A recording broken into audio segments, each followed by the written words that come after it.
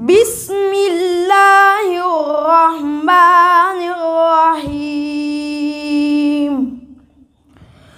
والذين آمنوا وعملوا الصالحات لا نكلف نفسا إلا وسعها أولئك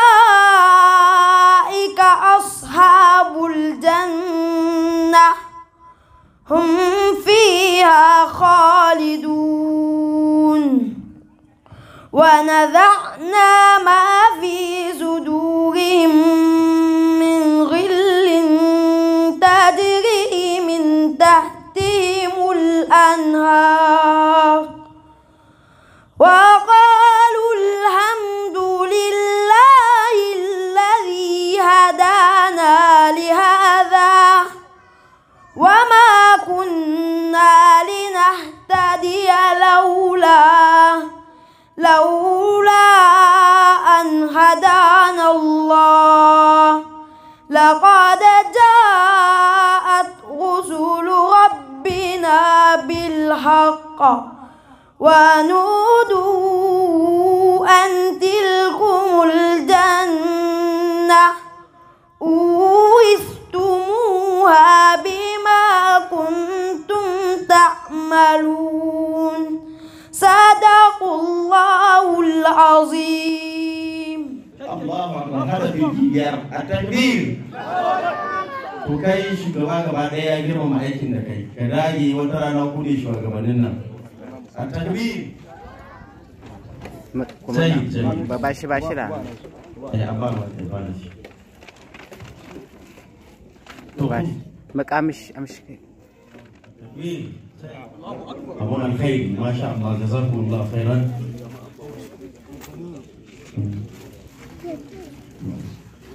na'am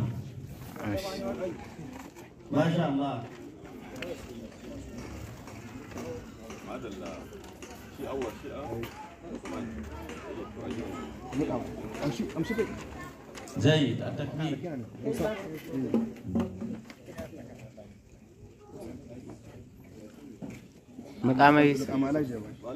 ممتاز جزاكم الله خيرا. يا رب تكون أمك وهكذا علامة أن يدد أبونا بكي أداجي سوسي. ومقامي دانش جيد التكبير ممتاز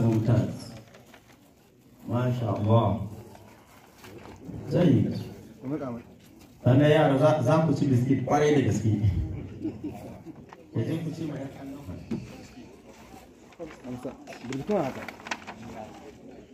sai masha Allah wannan ubanninku suna yin wannan ne dan su gwada muku sun yadda da abin da kuke yi a dage sosai masha Allah a takbir jayyid masha Allah a takbir sai malami na karshe Alhaj Sulaiman. أعوذ بالله من الشيطان الرجيم بسم الله الرحمن الرحيم هو الله الذي لا إله إلا هو عالم الغيب والشهادة هو الرحمن الرحيم هو الله الذي لا إله إلا هو الملك القدوس السلام المؤمن المهيمن العزيز الجبار المتكبر سبحان الله عما يشركون هو الله الخالق البارئ المصور له الأسماء الحسنى يسبح له ما في السماوات والأرض وهو العزيز الحكيم. أعوذ بالله من الشيطان الرجيم بسم الله الرحمن الرحيم واذكر عبدنا أيوب إذ نادى ربه إذ نادى ربه أني مسني الشيطان بنصب وعذاب اركض برجلك هذا مغتسل بارد وشراب ووهبنا له أهله ومثلهم معهم رحمة منا وذكرى لأولي الألباب.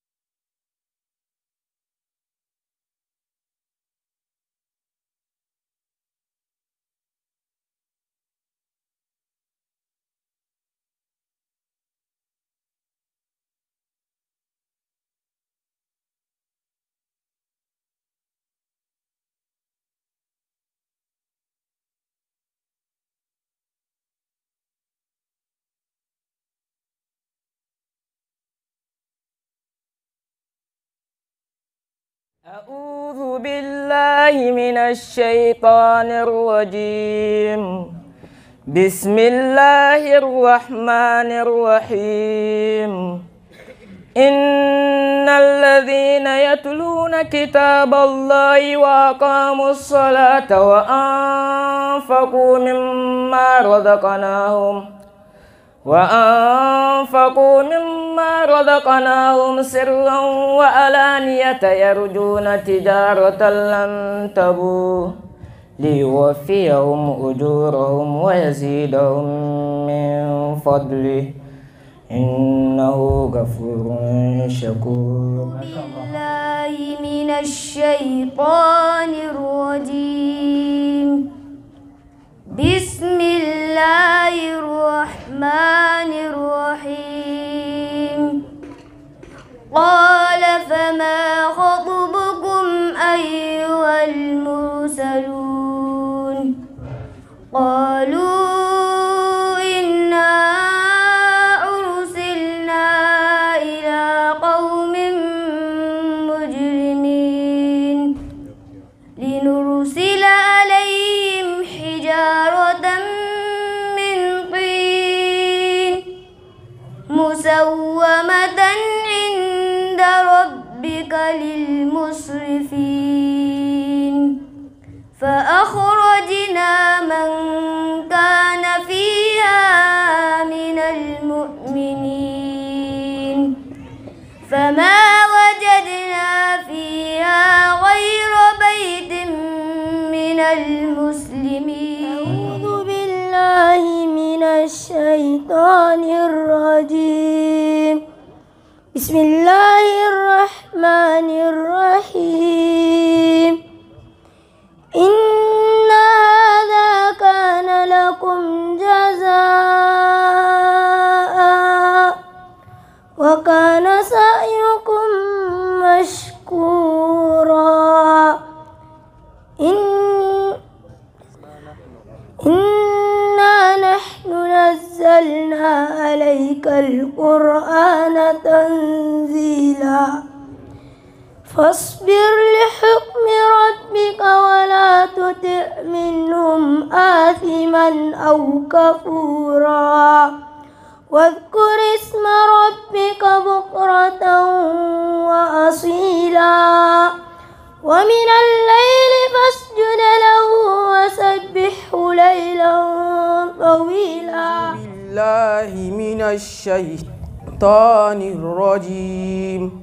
بسم الله الرحمن الرحيم. الذين آمنوا ولم يلبسوا إيمانهم بظلم أولئك لهم الأمن وهم مهتدون.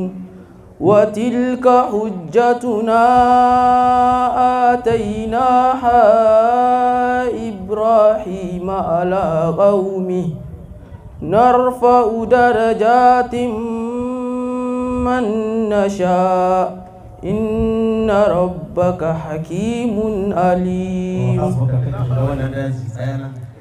أعوذ بالله من الشيطان الرجيم.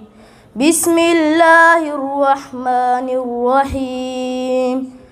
محمد رسول الله والذين معه أشداء على الكفار رحماء بينهم تراهم ركعا سجدا يبتغون فضلا من الله ورضوانا سيماهم في وجوههم من أثر السجود ذلك مثلهم في التوراة ومثلهم في الإنجيل كزرع أخرج شطأه فآزره فاستغلظ فاستوى على سوقه يعجب الزراع ليغيظ بهم الكفار وعد الله الذين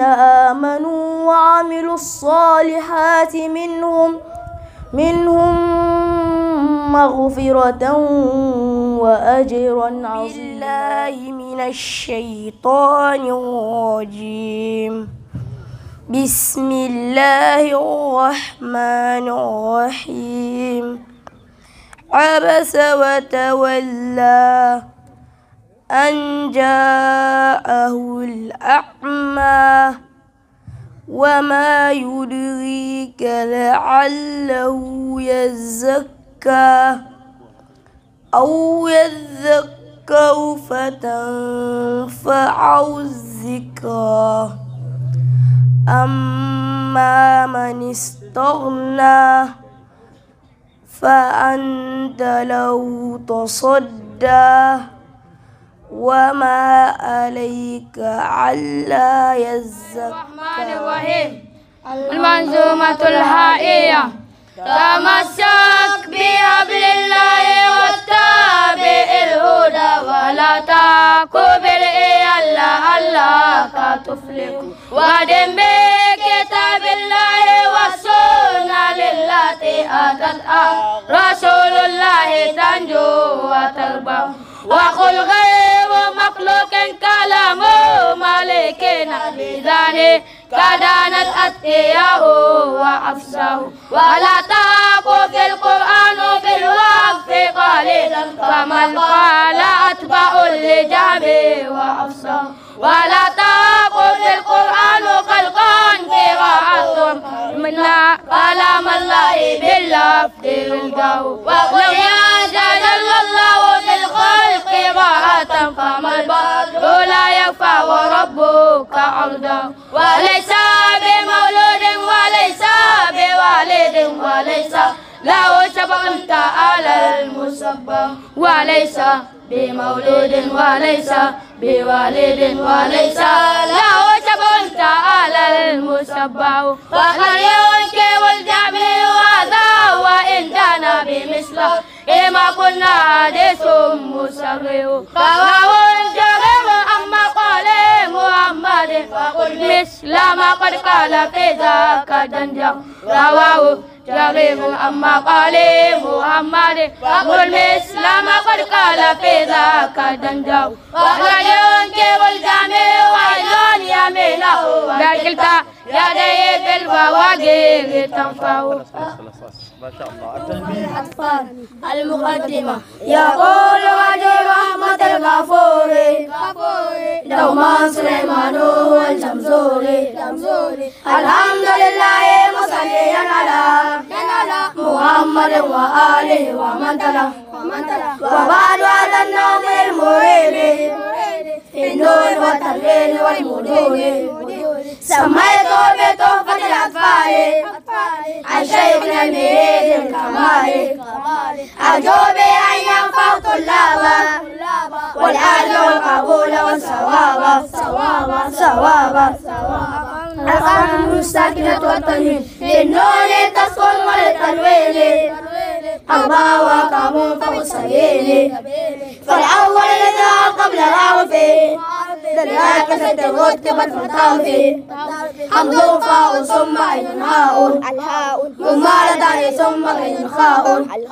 والثاني الغام بستة أتت في يوم هنا عنده قد ثبتت لكن جسمان اسم الجمع فيه يكون تميا المغولما إلا إذا كان مثل ما تلفلا تريد قرن ثم سلوان انتلا والثاني الغام بغير الغنى إلا لوضع ثم قليلنا والثالث إقلام عند الباء في يوم غنة مع الإخفاء والرابع الإخفاء عند الفاء من الحروف واجب للفاء من خمسة من بعد 10 رمسها لكلمة البيت قدمتها سمساسنا كم جاشت مقسمة لطيبا البيت قد ظالمة.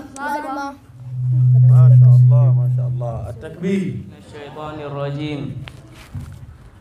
النشيد الوضوء. النشيد الآباء.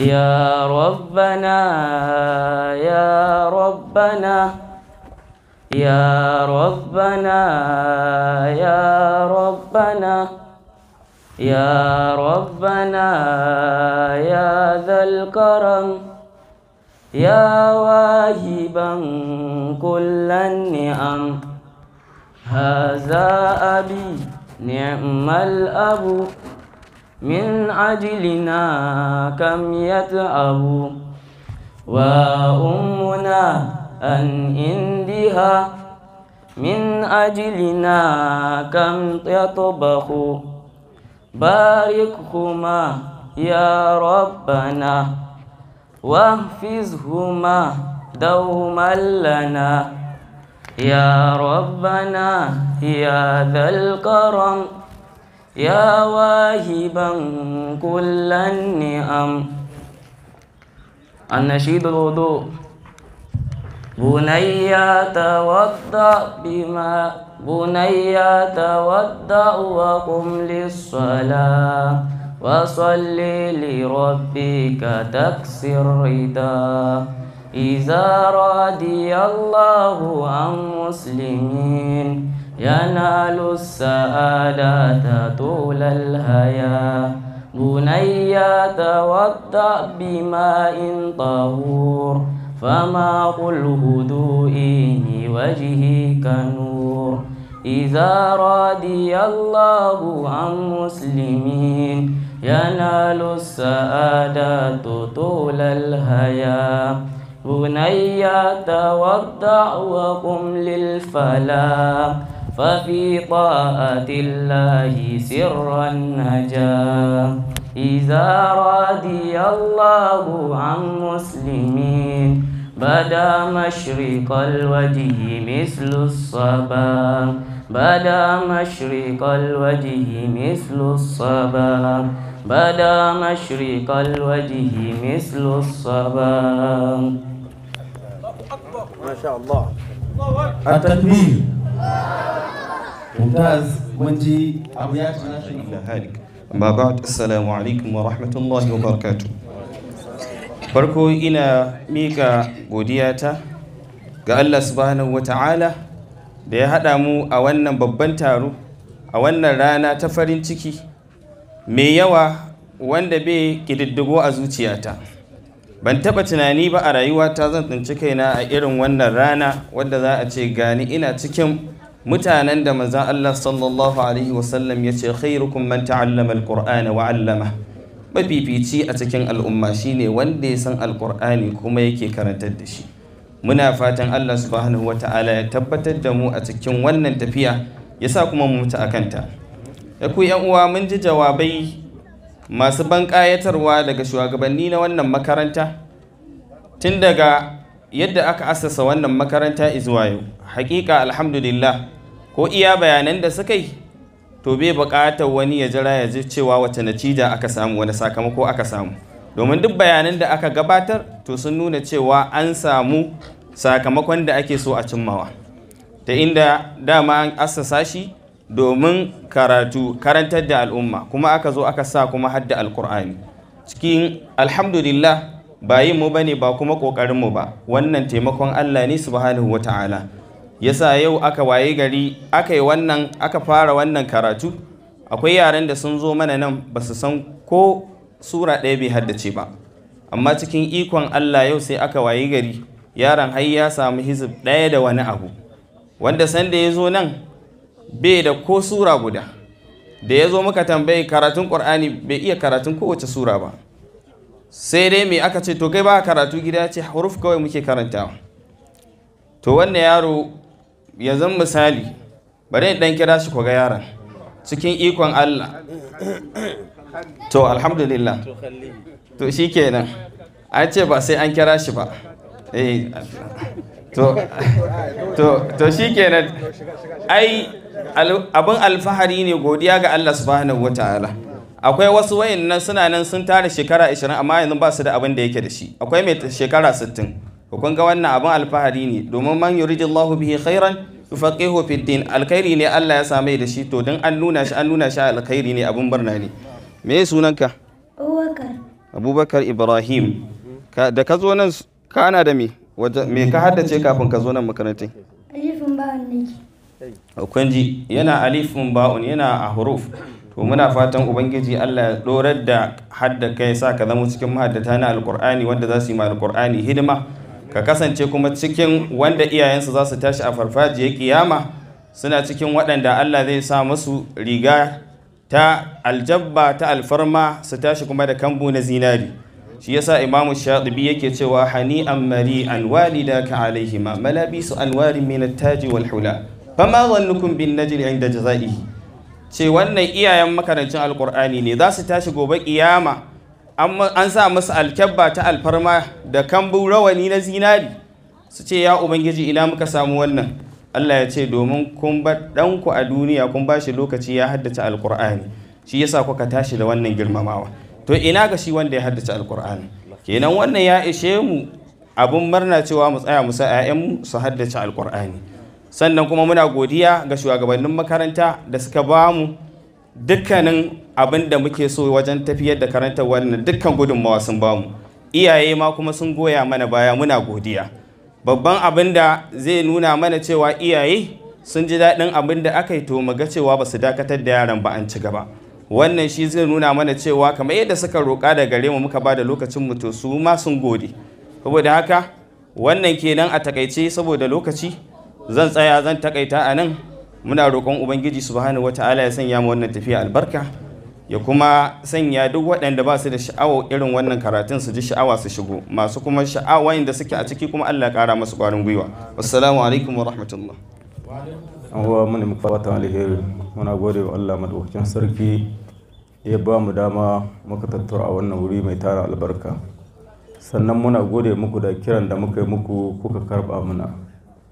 Allah ya saka mu da alheri gabaki ɗaya. Yan uwa kun ji bayanai dai daga malumma. Abinda dai a haƙƙin uba ga ɗa shine ya bashi tarbiyya, ya bashi ilimi. In ka ji ana ilimi shine na addini ho shine ilimi.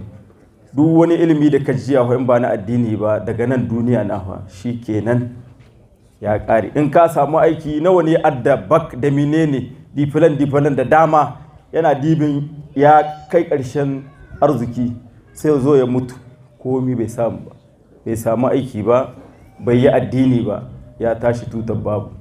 Saboda haka abinda muke kwadaitar da ku yan uwa, kowa shi dage diyan nan a ba su tarbiyya. Kaga tarbiyyar nan wa ita ce ta addini. Manzo sallallahu alaihi wasallam ya ce lalle haka nan ne ka bar diyanka mawadata ya ka bar su talakawa suna tattara ma mutane hannu.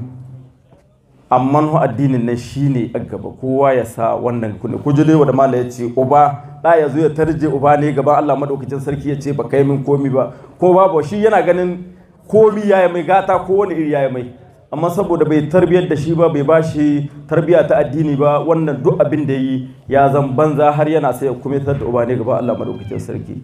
Dan haka mu ne muku fata alheri, muna fatan kowa wannan abin akai kowa muna fatan Allah ya sa mu kare lafiya, kowa kuma ya ta gidan shi lafiya. Sannan kuma kuna ji dai in kunne ya ji jiki ya tsira, kuna jin dai abin da maluma ka wadi da Allah diyan nan wanda suka zaka nan a ba da muhimmanci, ko ba a kawo su na in nan yi muku nisa ku bi makarantun tun da babu an da babu malami, sai dai in mutum ya kiya. Assalamu alaikum wa rahmatullahi wa barakatuh. Kamar yadda muka ji jawabai na bude wannan hafla daga bakin uwa shugaban wannan markaz Sheikh Hamza Abdulrahim hafizahullah, kamar yadda aka kallafa min shine bayani akan asalin wannan markaz da manufofin da suka sa aka kafa wannan markaz da ayyukan da yake gudanarwa da ma manufofin wannan markaz fil mustaqbal, ma'ana a cikin lokaci na gaba. Kamar yadda dai muka sani cewar yan uwa, Allah ya mana wata miza shine na zaben mu akan fiyayyen addini, shine addinin musulunci, wanda wannan addinin wahayi na farko da ya fara sauka wa manzan rahma sallallahu alaihi wa alihi wa sallam shine umarni da yin karatu. Don haka kamin kafa wannan markaz tare da yan uwa muka yi shawara akan wani irin gudunmawa za mu iya kawowa ƙari akan abin da uwayenmu da malamanmu suke yi na da'awa sako-sako, ƙauye-ƙauye. Yaya za mu kawo namu gudunmawa amma wajen kafa cibiya ta ilimi, saboda mun ga cewar akan saha na wa'azi ba lungun da malamanmu ba su shiga ba garin da malamanmu ba su je ba ƙauyen da ba su kutsa ba. Shi muka ce to mu dubi cikin wannan babbar itaciyar mu samu wani reshe mu kama, shine mai reshe na ilimi. Reshe na ilimi dole ne mu fara daga waɗanda su suke ilmantarwa kamin a zo zuwa ga waɗanda ake ilmantarwa. Masu ilmantarwan su ne malamai, waɗanda ake ilmantarwan kuma su ne awam da kuma taron almajirai. Don haka shi muka ce ya za mu kafa wani tsari, wani tafiya wanda za mu sanya tansiƙi da taimakekeniya a tsakankaninmu mu da ke nan cikin birni da kuma 'yan uwanmu almajirai da malamai da ke cikin ƙauyuka, su ma suna irin ayyukan da muke yi a nan, amma suna buƙatan ƙari akan abin da Allah ya ba su na ilimi. Shi muka kafa wannan aikin tun babu wannan markazkin, muka kama gida na haya, kuma wannan fa ba da neman tallafi daga waje ko daga wata ƙasa ko daga wata munazzama ko wata organization ba, la, tsakankaninmu 'yan uwan da muka taru dai muka yi wannan shawara. She muka kama gida haya, she mu ɗauko waɗannan malaman daga ƙauye mu kawo su a nan Yamai mu zaunar da su, mu haɗa kuɗaɗen da wannan aikin ke bukata na abincinsu, wurin kwanciyansu, duk abin da suke bukata tsawon wata ɗaya. Mu gayyato malamai waɗanda muke da alaƙa da su, kowa da takhassusin da muka san Allah ya mushi baiwa a ciki. Malamin da muka san malamin tafsiri ne, malamin da muka san malamin hadisi ne, malamin da muka san malamin aqida ne, malamin da muka san malamin lugha ne, malamin da muka san malamin fannin khitaba ne, da abin da muka san dai malami yake bukata don ya ƙara ginuwa. She mu nemo waɗannan malaman, she mu zo mu yi tsari na karatu tsawon wata ɗaya. She da muka yi duf'a ta farko, muka yi duf'a ta biyu, to sannan 'yan uwa suka fara shawarwarin aikin nan tun da ya kafu kuma mun ga samara cikinsa, waɗanda muka yi da su sun ji daɗi kuma sun ƙaru. Me zai hana mu nemi hanyar da za mu samar da wuri tabbatacce na wannan aikin, ba namu ba, na wannan aikin. Don wannan markaz da kuke gani, wannan markaz ina tamanin abinda zai ce a ce babu shi, shi dai ran da Allah zai naɗe wannan ƙasar, kuma ba wanda zai ci gadonsa shi al'umma ta musulmi. da wannan shawarar 'yan uwa suka ce a wannan abin mai kyau ne, ya kamata a yi shi. Abin kamar wasa yadda malam ya ce muna zaton ba zai yi ba, gina irin wannan waje a ina za mu samu kaza, a ina kaza, a ina kaza, a ina kaza. Ba mu taɓa taro ko da irin wannan ba da sunan mu nemi taimako ga jama'a, ba mu taɓa yi ba. Amma tsakanin 'yan uwa haka aka samar da fili, aka zo aka gina rijiya ta forage, sannan kayan aiki suka fara samuwa. Abinda zan gaya muku wallahi kai akwai waɗanda suka ba mu buhu guda na siminti, buhu guda na siminti yana cikin ginin wannan wajen, tun daga mai buhu ɗaya na siminti haka shega wannan markaz ya tsayu. Saboda duk abinda aka tashi in dai na Allah ne, to Allah shi yake karban abin shi kuma ya shige gaba.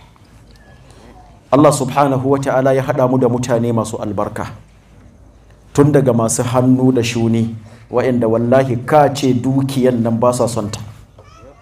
In aka ce maka za a yi wani abu, za mu taru muna tunanin ya za a yi abin nan, a ina za a samu kuɗin abin nan, mu zo mu yi taron da bai wuce mutum 5 ko mutum 10 ba, amma wallahi mutanen nan ba za su bar wannan wajen ba sai sun samar da abin da ake so. Wannan duka yana nuna kyaukyawar manufa da aka kafa wannan tafiyar saboda ita. Alhamdulillah, kamin wannan Ramadan na bana mun kammala karatu da duf'a ta 5 ko?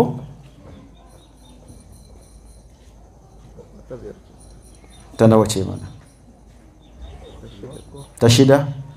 Na, mun kammala karatu da duf'a ta 5 ko ta 6 wanda muka yayi. Kunga idan kuka dubi akalla duf'a 6 ma, limami 20 da nawa ne? 21 kowace duf'a 6 kenan wannan cibiyar ta gina akalla limami 100 da wani abu, limami 100 da wani abu wanda dukansu sun koma garuruwansu kuma suna can suna ci gaba da da'awa. Wanda a nan cikin wannan wajen ina kallon fuskar wani daga cikin 'yan uwan da na san sun ribaci wannan tsari har so 2 ma. To kun gani ba za ka iya tattara alkhairin irin wannan aiki ba, saboda wanda ya gina mai gina al'umma to kamar ya gina al'umma ne gabaki dayanta.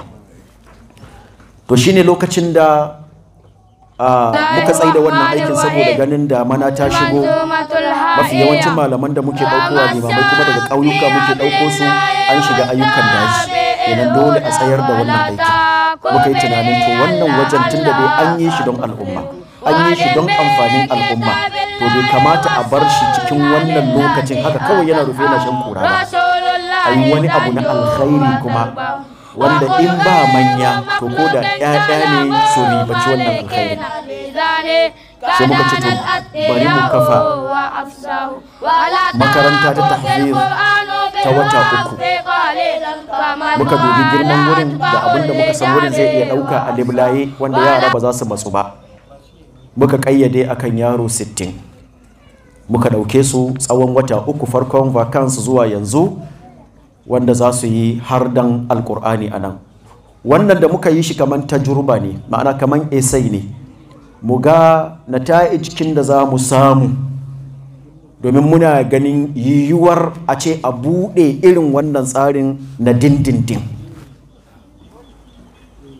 Kuma alhamdulillah kun gani tsawon watannin nan guda 3 irin alkhairin da aka samu.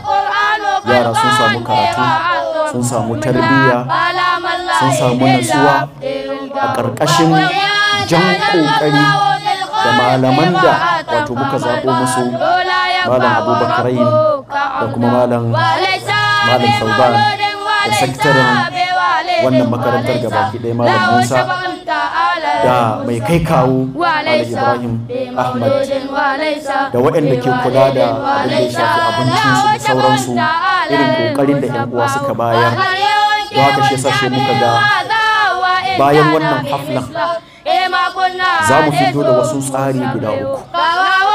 Waɗannan tsarin guda 3 a matsayin sanarwa ne da dukkan al'umma da uwayen yara, saboda mun ga wannan alkhairin bai kamata a ce ya tsaya iya bakin nan ba, saboda waɗannan yaran suna bin makaranta, kuma duk abin da za mu ba su na tarbiyya ko kyauta ko kulawa duniya, to ba abin da za mu yi alfahari da su a gaban Allah kamar wannan.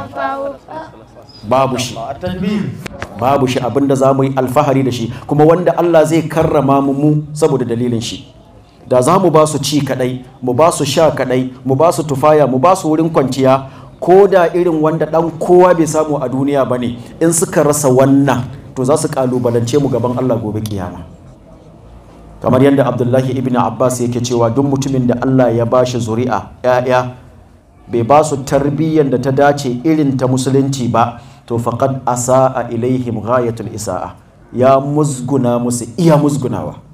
Kuma ran tashin alqiyama za su zo gaban Allah su titse shi suna cewa ya rabbana zalamana rabbul bait, ya ubangiji wannan babanmu ne ya cuce mu. A gaban Allah uban ya ce rabbi kaifa azlimuhum wa qad kuntu akuddu laylan wa naharan likai ajidu lahum luqmatal aish. Ya za su yi su ce na zalunce su, alhali kowa ya sanni dare da rana banda hutu, shi tsakiyar dare in shigo gidana don wahalan nemo musu abin da za su ci. Su ce iya rabbi qad fa'ala lana zalika kulla, haka ne baba, yanda ya can nan yayi mana komai gata na duniya ya mana, walakin ra'ana anil munkari falam yanhana walam ya'muruna bil ma'ruf. Ya gan mu akan barna bai hana mu ba, kuma bai taba horon mu da mu aikata aiki mai kyau ba. Wannan fa kalubalen da iyalai da 'ya'ya za su iya su titse na gaba da su ne a gaban Allah. Don haka ba abin da za mu yi mu sauke nauyi a kanmu, kuma mu kyautata musu kamar irin wannan tsari. Wannan ya sa muka yi shawarar wannan tsari na Kurdu Vakanskin na wata 3 zai rufe daga bakin yau, amma za mu buɗe kuma wata ƙofa da duk wanda yake so ɗansa ya ci gaba da karatun harda a cikin makaranta dakhiliya, ma'ana interna ta dindindin. Insha Allahu kofa tana bude, za mu ɗauki adadi na yara in Allah ya yarda, wanda ba zai kai adadin wancan na Kurdu Vakanskin ba, shi zai zama wato ɗan number ne wanda yake limite sosai. Ma'ana za mu ɗauki yara wanda muka san za su samu kulawa mai kyau wajen samun wurin kwanciya, kulawa mai kyau wajen karatu, kulawa mai kyau wanda yawansu ba zai hana malaman ba su irin kulawar da ya dace ba. Don haka insha Allah zai zama abin ƙayyadadde ne, kuma daga yau insha Allah idara tana buɗe, direction na buɗe, duk wanda yake son bayanai akan wannan in ya zo zai same shi a direction insha Allah. Ma'ana duk wanda yake da yaron da yake so yaron ya ci gaba da harda da dindindin, insha Allahu za mu buɗe wannan kofa. Na farko kenan. Na biyu, ko da a ce ɗanka yana makarantar boko misali, saboda yanzu cikin wannan da muka yi wata 3 akwai yaran da suka samu hizbi 10, akwai waɗanda suka samu hizbi 9, 8, 7, 6, 5, duk kowane mataki akwai yaran da suka samu wannan, wanda kun ga zan ba ku 'yar shaida kaɗan. Yaron da ya buɗe karatu a yanzu kamar yadda Malam Ja'far ya ce, abin da ya buɗe wannan zaman da shi, tabbas uban shi bai kashi makarantar nan da wannan ba, tabbat ne uban shi bai kashi wannan makarantar da wannan ba, bai kawo shi da shi ba. Ga wannan babbar shaida ce. To tsari na biyu, ko da a ce ɗanka yana makarantar boko, muka ce za a iya ba shi dama in ana so ya ci gaba da harda. Za mu buɗe wata ƙofa ta biyu ma yaran da za su zo ranar Juma'a, Vendredi, Samedi, Dimanche da yamma in uwayensu na so shi zo su ɗauke su. Ma'ana yaro ko da a ce yana zuwa boko, yana zuwa lakol Lundi, Mardi, Mercredi, Jeudi yana makarantarsa na boko. To in ya sauko Vendredi bayan sallar Juma'a ana iya shi a kawo shi nan, za mu buɗe wannan ita ma. Ma'ana kenan zai yi Juma'a da marece ya kwana a nan, ya wuni Asabar a nan, sannan kuma Lahadi da marece zuwa faduwar rana shi a zo a ɗauke shi. To kun ga waɗannan kwanakin guda 3 za su ba shi daman, wato alal aƙalla zai ci gaba da wannan hardar, ko da a ce dai wato saurin ba zai zama na wanda yake nan dindindin ba, amma ya fi a ce ya zo ya samu hizbi 10 kuma a ce an rufe wannan kofar, a ƙarshe hizbin 10 kuma sun je sun sake rushewa kaman ba a yi ba. tsari na uku shine tsarin yan je ka dawo, ma'ana wanda za a yi ma tsari na su zo su yi karatu da yamma su sauka su tafiyansu gida. Insha Allah wayannan matakai guda uku duka za mu tsara su in Allah ya yarda, kuma duk wanda yake so ya sajjala ɗansa karatu a wayannan matakai guda uku gabaki ɗaya, insha Allah zai samu daman ya rubuta wato ɗansa. A takaice kamar yadda kuka ji Malam Hamza ya ce, bayan mun yi wannan tajruban ne she muka ga gaskiya ashe ba abin da aka yi wannan wurin saboda shi kamar wannan aikin. Saboda kamar yadda Abu Zaid al-Qayrawani yake cewa, babba kana iya ka gaya masa magana a yanzu inda kuka yin nan daga kun wace ya bar zancen ana, amma yaro kankani idan aka riga aka shuka wani abu mai kyau cikin kwakwalwarsa, shi yace kan naqsha ala al-hajar, yace kaman kayi rubutu ne kan dutse, ko kai da kanka ka zo ka ce a ka fasa rubutun shi ka goge aiki ya same ka, don ba zai gogu ba. To haka ne ilmantar da yaro, haka ne cusa tarbiyya a cikin kwakwalwar yaro karami. To mun ga cewar waɗannan yaran gaskiya suna da ƙwazo, suna da ƙoƙari sosai, suna da himma, ba taimako da tallafin da mu uwaye za mu iya mu ba su kaman ci gaba a irin wannan. Kuma wannan shi zai sa mu yi alfahari da su, a nuna su koda inda babu mu a ce 'ya'yanmu ne. Wannan shine a takaice bayanan da na so na bayar insha Allah. Sannan kamar yadda kuka ga cikin ginin wannan wajen, bayan wannan idarar wanda a ƙarƙashinta akwai sal guda biyu manya-manya na karatu, akwai biro na direction da kuma toilet ƙasa, sama kuma duka dortoir ne, duk ɗakunan kwana ne a sama. Sannan masallaci ga shi kun gani shi ma sama da ƙasa, wato mun yi ƙasa domin maza ne, sama kuma domin mata. Wannan wurin da muka raga, gurin da muke da shi shine ci gaban wannan aikin da muka fara. Ma'ana wannan wajen mun raga shi ne saboda fusul, ma'ana class su ne ɗakunan karatu, wanda a bisa plan class guda 6 ne in Allah yadda za a yi a nan, 3 ƙasa 3 sama. Haka wannan shine gurin mu, kuma insha Allah shi ma gidauniyar wannan aikin tana buɗe in Allah ya yarda, don muna addu'ar Allah ya taimake mu nan cikin ɗan lokaci kaɗan in Allah ya yarda mu fara wannan aiki da izinin Allah subhanahu wa ta'ala. Don haka Allah ya taimake mu akan wannan ayyukan, ya kuma wannan shi zai sa ko da limammai sun zo yawa, saboda samar da wayannan fusul kin class kin guda 6 nan shine zai ba mu daman ayyukan guda biyu duka su ci gaba. Ma'ana wancan aikin na horar da limamai da kuma wannan karatun na yara, saboda yanzu in mun samar da wayannan class kin guda 6, kun gani kenan ko da limaman sun zo ba za su kuma kawo tikas ga karatun su yaran ba, saboda su yaran ga class kin su guda 6 sama da ƙasa za su ci gaba da karatun su, sannan kuma su ma limamai ga inda za a sauke su, kuma ga inda za a karantar da su. A takaice alkhairi shi zama yana bubbuga ta ko ina. Allah ya yi mana jagora, kuma muna addu'a ga 'yan uwan da suke tare da mu, waɗanda suke ciyar da dukiyoyinsu cikin wannan aikin, maza da mata, da waɗanda suke ba mu shawarwari, da waɗanda suke sa ƙarfinsu da dubarunsu. Allah Ubangiji ya sa gabaki ɗaya mu haɗu a cikin lada, yawma la yanfa'u malun wala banun illa man atallaha biqalbin salim. Subhanakallahumma wa bihamdika ashhadu an la ilaha illa anta astaghfiruka wa atubu ilaik. Wassalamu alaikum wa rahmatullahi wa barakatuh.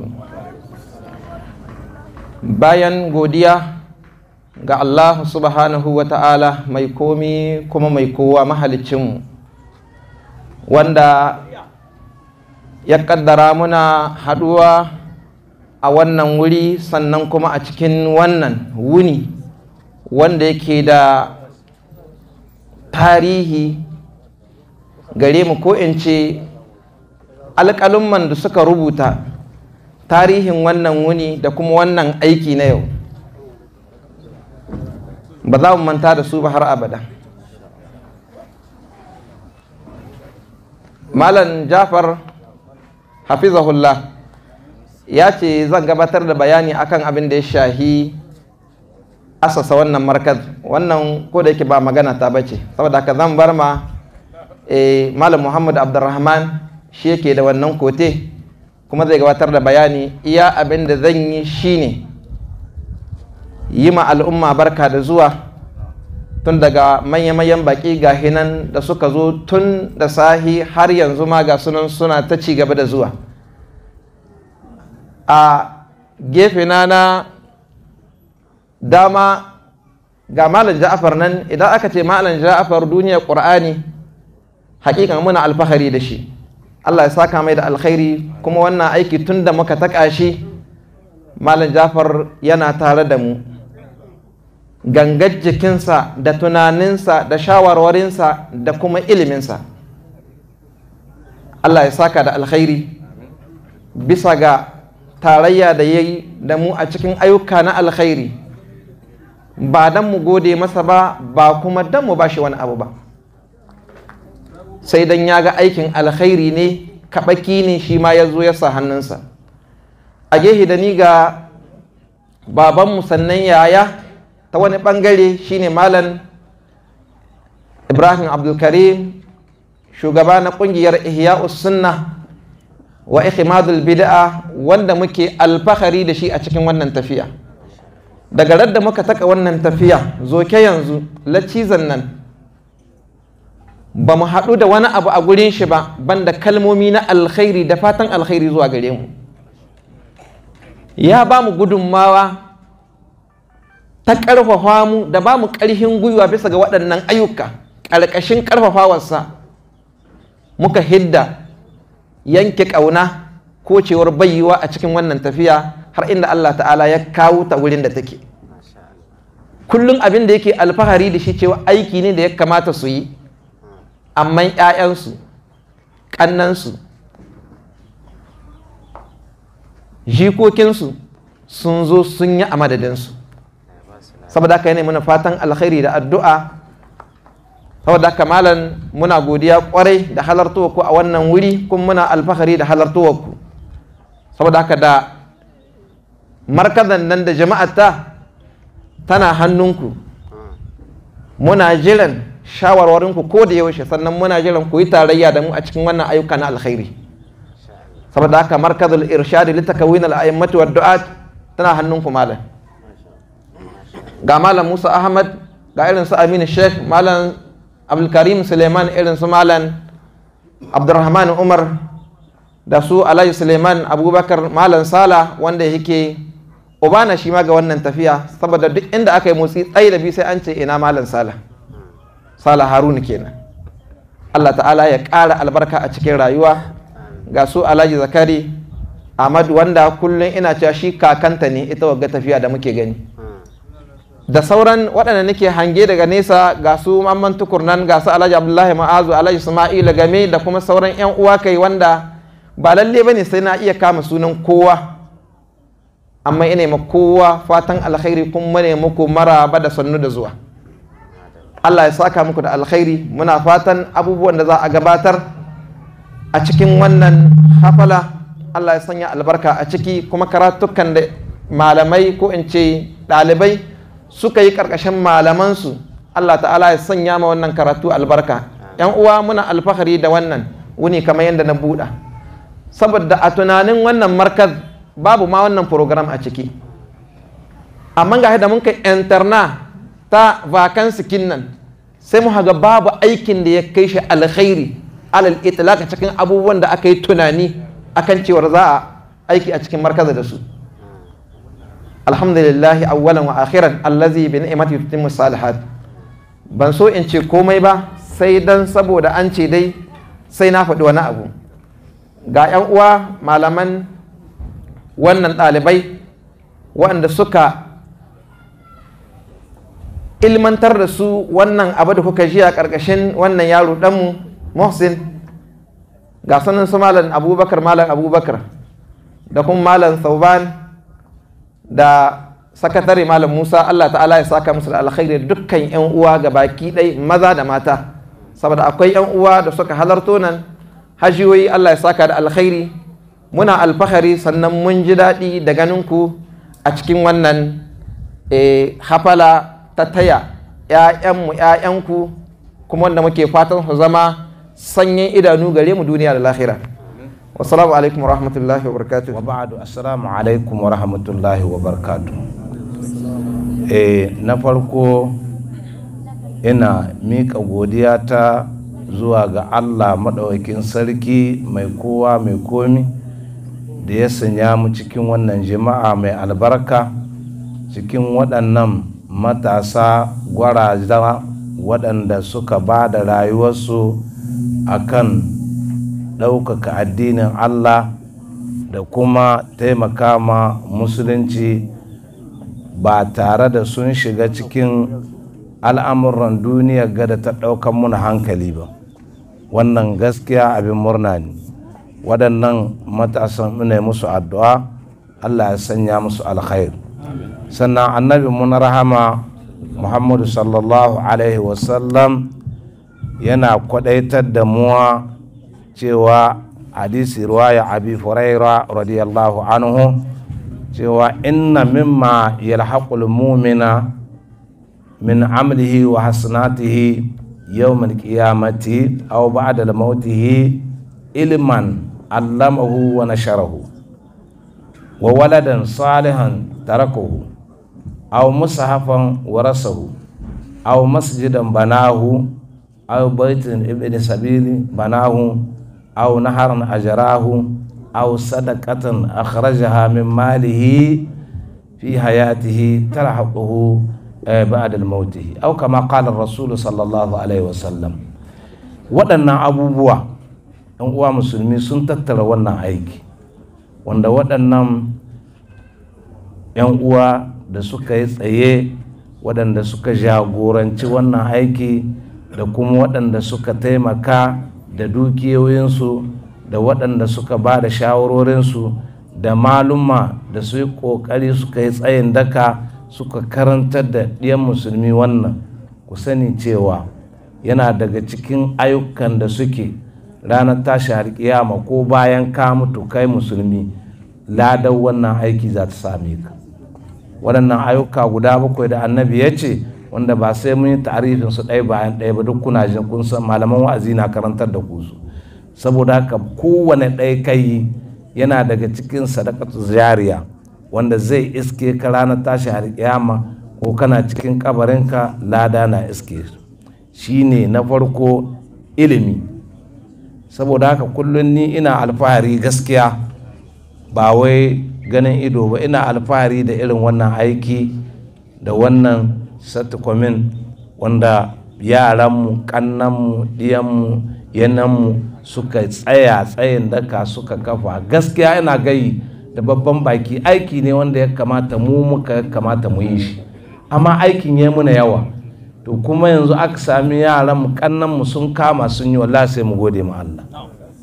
Mun wadan abinda muke godiya zuwa ga Allah, sannan da yi musu addu'a tun daga wannan sattukomin hasatu ina ne kurfai da ina da arewa dugurub arewa duka waɗannan mune musu addu'a. Wallahi ayyukan alkhairi ne sun kama, domin annabi ya ce ilimin da aka tsaya aka karanta aka yada shi, to wannan mun sa kuwa nan wurin yaye limamai waɗanda suke masu karantarwa, masu hudubobi, masu koyarwa, masu wa'aztarwa a ƙauye, a kawo su nan a ƙara musu fahimta bisa ga fahimtar da aka gare su. Kaga wannan alkhairi ne so nawa ana yi, kenan sai muka gode ma Allah. Yanzu kuma sai Allah sa aka ɗauko wata fikira, shine wani tunani wanda yake ashe ba mayya ɗai ya kamata a karantar ba, har da yara. To dama cikin wannan shawara kamar yadda shugaba ya bayani cewa muna ba da shawara bisa ga wannan, to har yanzu ba mu barbarin ba da shawara ba. Shawaran mu yaran nan yanzu wannan makarantar ba wai ta tsaya ta limammai kaɗai ba, yaran nan a yi ƙoƙari a sami a kawo makaranta har yau ta tahfiz wanda duk ya sun ya iya kawo ɗane ya kawo shi kamar yanda a Sheikh Muhammad yayi Abdurrahman yayi bayani. Gaskiya mu tsare makaranta dan tamu ce ba ta wasu ta ba. Bayan malamin ce ba ta shi ce ba, ce nan tamu in an ka ce namu ne to na kowa ne ba na wani ba, ba ai khususiyya shi an ka ce na su wani ne ba. Kowa ke son dan shi yayi karatu ya fahimci addini, yayi murna da yau kamar ɗanka na yau ka karatun alkur'ani na kana jin daɗi. to kuma bayan ka mutu dan nan naka in yi ma addu'a ce Allah ya ji kan babana, Allah ya rahamtar da baba, to ya zan wannan addu'a za ta iske ka kai tsaye. To fiye da kai da ka bar ɗanka kore da fine ko kuma shaya da abin nan da suke shami suna na mai kamar shagwama shisha, to kaga shi da ka mutu shi abin da ce faula le papa, ka gani babu alheri ciki ke, saboda ba zai sanin abin da zai yi balle ya yi maka addu'a. Allah ya kiyaye. Saboda haka wannan warko malumma ina yi muku addu'a, Allah ya sa muku albarka, Allah ya ƙara kokari da fahimta da fahimtarwa da kuka yi. Masu dukiya wanda duk ya sadala ta kowanne ne, ubangiji Allah ka sanya ma dukiya ta albarka, da waɗanda suka yi taimako aka tsaye da wannan wuri, sadan da kuka yi jagoranci kuma Allah ya ƙara muku haƙuri, saboda jagorancin mutane wallahi sai haƙuri, kuma sartu dai yara ƙanana ku yi ta haƙuri, ka jiya ka kau da kai, ka gani ka rufe ido, saboda haka ku yi ta yi, Allah ya taimaka. In dai dan Allah kake yi to wallahi ita yi, saboda kuma iyayen yara ko in ce ubannan yara dukkan ku kuma muna yi muku addu'a, Allah ya saka muku da alhairi da haɗin kan da kun ka basuwa, kun ba da haɗin kai kwarai bisa ga karatun ga na wata 3. Yanzu a ce yaron ga wata 3 ne sun kai kuma suka karance wannan abin, ai ya baka mamaki. To ina ga in sun shekara 2 ko shekara 3, kenan a alarmomi za mu samu, ko ba haka ba? Kuma ku ji irin yadda suka karanci tajawidi, yadda sun kai bisa karatu ne, wanda ko ni da lacci da yanci in karanta haihuwar suka karanta ban iyawa. Yannan kuma jiyan da suka karanta tauhidi, amma ba ka sani in ba ka san kalmomin ba ko larabcin yadda suke karanta ka gane abin da suka ta. Allah ubangiji shirya da mu duka ga baki daya, ubangiji Allah ya sanya mana albarka, Allah ka ɗaukaka wannan makaranta, Allah ka ɗaukaka wannan gida, Allah ubangiji ka sa muna yar doguwar rayuwa wadda za mu yi ayyukan alhairi, domin doguwar rayuwa ko da 7 ɗaya ka samu ka yi shi bisa aikin alhairi wallahi ka ci nasara. Allah ya taimake mu. Assalamu alaikum warahmatullahi.